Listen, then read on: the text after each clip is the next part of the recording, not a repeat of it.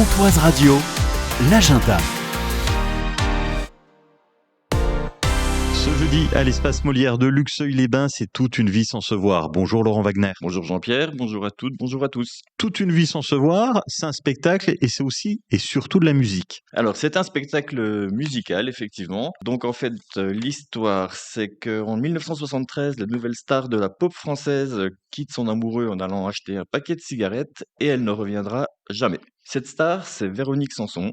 Et son amoureux, c'était Michel Berger. Ces deux stars vont s'écrire toute leur vie au travers de leurs chansons.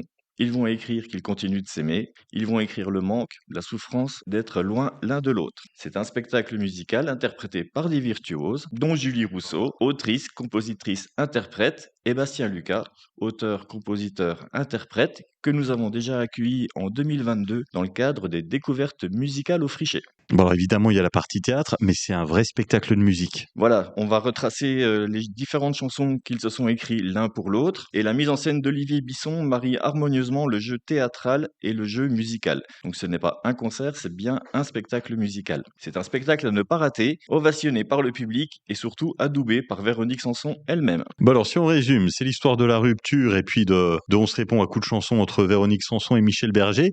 Qu'en pensait France Gall? Alors ça n'est pas indiqué dans le dossier. En tout cas, voilà, Véronique Sanson a adoré ce spectacle. Bon, puis c'est trop tard pour lui poser la question à France Gall. Toute une vie sans se voir, c'est ce jeudi à l'espace Molière. Les tarifs de 7 à 12 euros. Merci d'avoir été avec nous, Laurent. Merci Jean-Pierre et bonne journée à tous.